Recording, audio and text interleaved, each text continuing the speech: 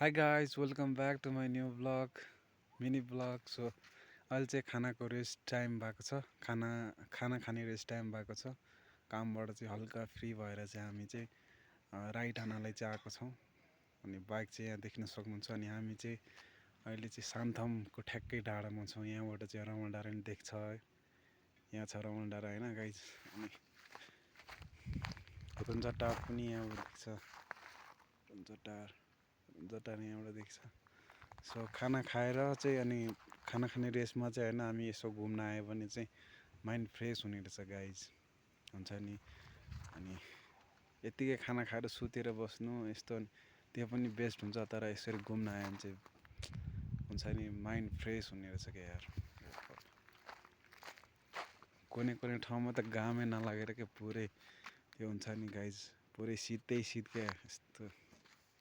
यस्तो जाडो भएन। मैले त यसरी हुडी लाएर यसरी होइन यसरी लाएर भएको थियो राइडको टाइममा जाडो भएको ठाउँमा।